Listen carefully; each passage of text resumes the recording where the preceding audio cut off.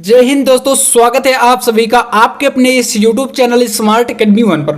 दोस्तों इस वीडियो में हम देखेंगे क्लास 12 इंग्लिश के अंतर्गत एक इंपॉर्टेंट टॉपिक जो कि आपके बोर्ड एग्जाम में 5 अंकों के लिए पूछा जाता है। जी हाँ दोस्तों, इस वीडियो में हम देखने वाले हैं ट्रांसलेट। जी हाँ दोस्तों, आपके बोर्ड एग्जाम में एक हिंदी से आपका पैसेज दिया रहता है, ठीक है, और उसको आपको ट्रांसलेट करना होता है इंग्लिश में, यानी हिंदी से आपको इंग्लिश में इसको कन्वर्ट करना होता है, ठीक है। तो इससे हम कंप्लीट समझने वाले हैं आपके बोर्ड एग्जाम में किस टाइप से आप इसका कर सकते हैं ट्रांसलेट, ताकि दोस्तों आपके 5 अंक जो हैं वो बिल्कुल भी ना कटे, ठीक है। तो चलिए शुरू करते हैं दोस्तों। मैं आपको एक ट्रांसलेट करके बताऊंगा और आपको ऐसा तरीका बता दूंगा जिसको अगर आप अप्लाई करते हैं तो बोर्ड एग्जाम में आपकी ये 5 अंक बिल्कुल पक्के हो जाएंगे। तो चलिए शुरू करते हैं। और यदि दोस्तों वीडियो अच्छा लगे तो लाइक कर दीजिएगा और चैनल पर नए हैं तो सब्सक्राइब जरूर कर लीजिएगा, ताकि आगे आपको ऐसे इंपॉर्टेंट वीडियो का नोटिफिकेशन मिलता रहे। देखिए दोस्तों, आपका यहां पर इस टाइप से पैसेज दिया है और ऐसा ही आपका सेम पैसेज आपके बोर्ड एग्जाम में हिंदी से आपका एक पैराग्राफ दिया रहता है, ठीक है।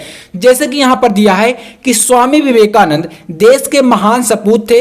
पश्चिमी देशों में उन्होंने भारत का झंडा ऊंचा किया। उनका बचपन का नाम नरेंद्र था, परंतु सन्यासी होने पर वे विवेकानंद बन गए। उन्होंने अमेरिका के शिकागो नामक शहर में अपने ज्ञान से सारे विश्व को आकर्षित किया। विदेश से लौटने पर उन्होंने देशवासियों से कहा, अंग्रेजी पढ़ो परंतु अंग्रेज मत बनो, ठीक है। उन्होंने ये संदेश दिया था जब वो विदेश से लौटे थे, ठीक है। जब वो विदेश से लौटे थे तो उन्होंने कहा था कि अंग्रेजी पढ़ो परंतु अंग्रेज मत बनो, क्योंकि दोस्तों हमारे भारत देश की जो संस्कृति है उस पर हमें गर्व होना चाहिए, ठीक है। तो इस टाइप से मान लीजिए आपका पैसेज आ गया, यानी पैराग्राफ आपका दिया है। अब आप लोग समझते क्या हैं कि यहां पर आप समझ जाते हैं कि ये काफी कठिन है, लेकिन सच में दोस्तों ये कुछ भी नहीं होता है। अगर आप इसमें थोड़ा सा दिमाग लगाएं तो आप इसे आसानी से कर सकते हैं। कैसे? तो समझिए, यहां पर आपका देखिए पहली लाइन को आपको पहले देखना है। जैसे कि पहली लाइन में कहा गया कि स्वामी विवेकानंद देश के महान सपूत थे, तो आपने पकड़ लिया एक बात को कि ये जो आपका पैराग्राफ है ये क्या है, पास्ट के बारे में, पास्ट टेंस के बारे में बताया गया, यानी कि आपका ये भूतकाल से संबंधित है, ठीक है। आप समझ गए।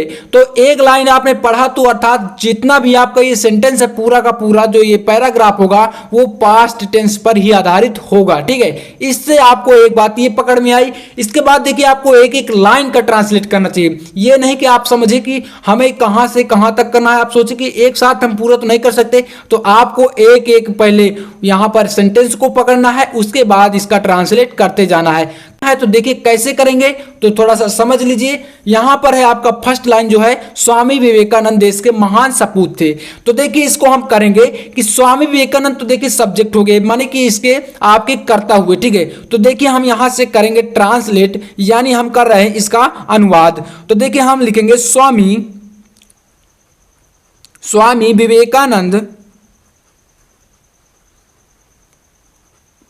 विवेकानंद वाज। अब देखिए वाज हम क्यों लगा रहे हैं, क्योंकि दोस्तों यहां पर थे शब्द आया है, अर्थात ये पास्ट का है, ठीक है। तो यहां पर हम लिखेंगे स्वामी विवेकानंद वाज। अब देखिए यहां पर ग्रेट, क्योंकि दोस्तों महान सपूत थे, तो वहां पर आपको बताया गया है पहले ही कि देश के महान सपूत थे, तो हम लिखेंगे Swami Vivekananda was great son of GREAT, great son of the country, ठीक है। दोस्तों आप एक एक पॉइंट को समझिएगा। आप मात्र इसी पैसेज को करेंगे पूरा पूरा सॉल्व, तो आप समझ जाएंगे। चाहे आपके सामने कोई सा भी पैसेज पैराग्राफ रख दिया जाए, आप उसको चुटकियों में कर देंगे, ये मेरी गारंटी है। सन ऑफ द कंट्री, ठीक है, देश के, COUNTRY।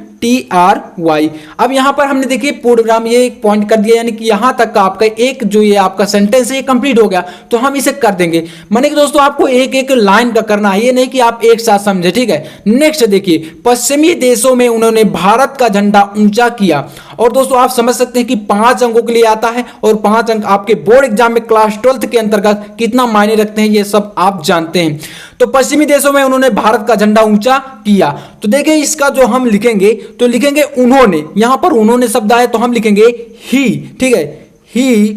अब यहां पर झंडा ऊंचा किया, ठीक है, ऊंचा किया या फहराया एक ही बात है। मतलब झंडे को हम अगर ऊंचा ऊपर करते हैं, चाहे फहराएं चाहे ऊपर करें, एक ही बात है, ठीक है। तो उसे बोलेंगे he raised, RAISED, he raised the, अब देखिए फ्लैग, झंडा, FLAG, flag of India in western. अब देखिए वेस्टर्न का मतलब पश्चिमी, ठीक है, वेस्टर्न, तो यहां पर लिखेंगे इन वेस्टर्न, TERN, वेस्टर्न। अब देखिए कंट्रीज, यहां पर क्या है, देशों की बात की गई है, मतलब कई देश है, ठीक है, यहां पर एक देश की बात नहीं की गई है, तो आप लोग कंट्री नहीं लिखेंगे बल्कि कंट्रीज लिखेंगे, ठीक है, कई देशों की बात की गई है, तो यहां पर हम लिखते हैं वेस्टर्न कंट्रीज, COUNTRIES, ठीक है। इस टाइप से आपको देखिए पॉइंटों को समझना, हमने यहां पर ES जोड़ दिया, ठीक है, तो मतलब कि ये कई देशों के लिए हो गया। यहां पर वैसे भी बताया गया कि पश्चिमी देशों में, तो मतलब कई देश हो गए। अब यहां पर देखिए उनका बचपन का नाम नरेंद्र था, तो इसका देखिए आप सिंपल से कर देंगे कि हिज चाइल्डहुड, मतलब उनके बचपन का नाम, तो यहां पर आप लिखिए his, CHILDHOOD, his childhood name, मतलब बचपन का नाम, ठीक है, वाज क्या था, नरेंद्र, RNARENDRA, ठीक है। तो इस टाइप से हो गया आपका ये कि उनका बचपन का नाम नरेंद्र था, ठीक है, इतना हमने किया। नेक्स्ट है आपका परंतु सन्यासी होने पर वे विवेकानंद बन गए। मतलब दोस्तों सन्यासी होने के बाद उनका नाम क्या हो गया, विवेकानंद, जिन्हें हम जानते हैं स्वामी विवेकानंद के नाम से, ठीक है। तो यहां पर आपने इतना किया कि उनका बचपन का नाम नरेंद्र था। अब देखिए आगे आप क्या करेंगे, परंतु यहां पर है परंतु, तो हम लिखेंगे बट, अब क्या होने के बाद, तो सन्यासी होने के बाद, तो अर्थात बट ड्यू टू विंग मतलब होने के बाद, अब देखिए यहां पर आप सन्यासी लिख सकते हैं या लिख सकते हैं हरमिट, ठीक है। हर मतलब होता है जो एकांत में वास करता हो, मतलब सन्यासी आप सभी जानते हैं कि वो किसी गांव या शहर में इस टाइप से नहीं रहते हैं, जो हमारे देश के सन्यासी मतलब एकांत स्थान पर कहीं ना कहीं रहते हैं। तो आप यहां पर सन्यासी लिख सकते हैं या लिख सकते हैं हरमिट, ठीक है। ये तो यहां पर आप लिखेंगे but due to being a hermit he become Vivekananda, he become यानी वो हो गए, विकम विवेकानंद। तो देखिए आप लिखेंगे VIVEKANAND, ठीक है। मतलब यहां पर but due to being a hermit he become Vivekananda, मतलब वो जो सन्यासी होने के बाद, यहां पर दोस्तों मैंने आपको बताया कि आप सन्यासी लिख सकते हैं, ठीक है। तो but due to being a hermit he become Vivekananda, मतलब वो क्या हो गए, उन्होंने जब सन्यासी का रूप धारण किया तो उसके बाद उनका नाम क्या हो गया, मतलब खुद का नाम चेंज कर लिया, वो हो गए विवेकानंद, ठीक है।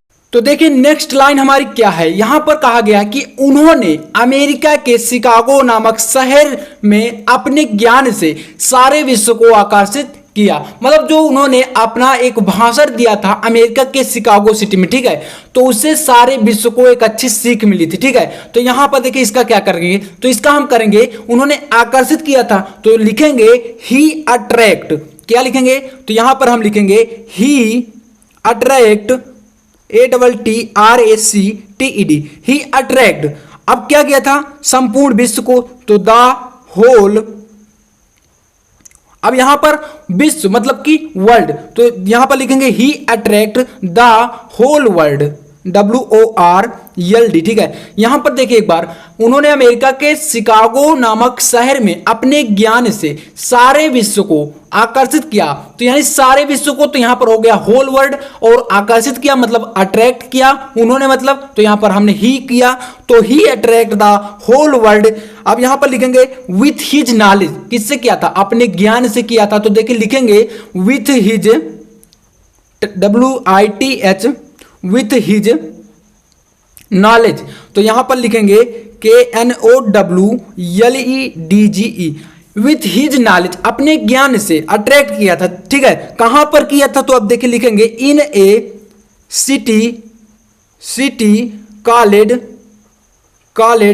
Chicago, CHICAGO, Chicago. अब ये कहां पर है, देखिए आपको यहां पर अमेरिकन बताया गया, तो शिकागो इन अमेरिका, ठीक है। अब देखिए एक बार और पढ़ेंगे तो हमें समझ में आ जाएगा, अमेरिका।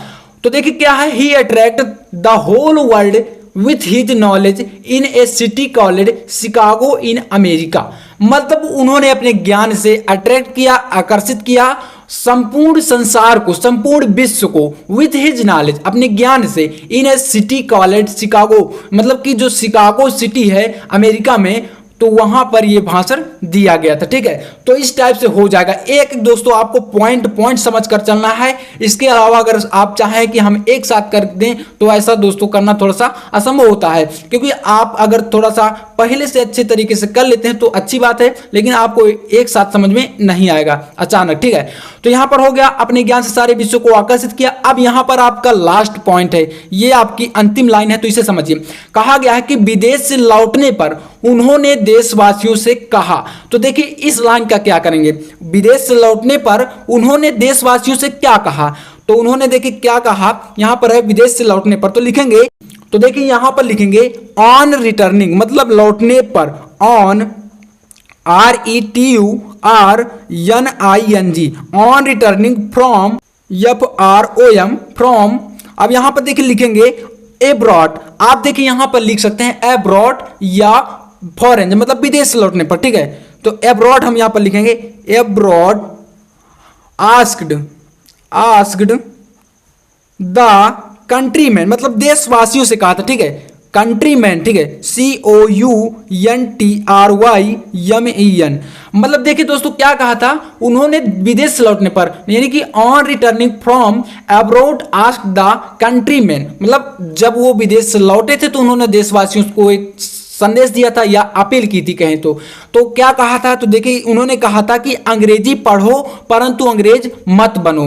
तो यहां पर हम लिखेंगे कि उन्होंने कहा था कि कंट्रीमैन से कहा था कि to study English, ENGLISH, to study English, अंग्रेजी पढ़ो, बट, लेकिन यहां पर कहा था लेकिन, तो यहां पर हम लिखेंगे but do not be an English man. क्या लिखेंगे, but do not an English man, ENGLISHMEN, ठीक है, MEN, ठीक है।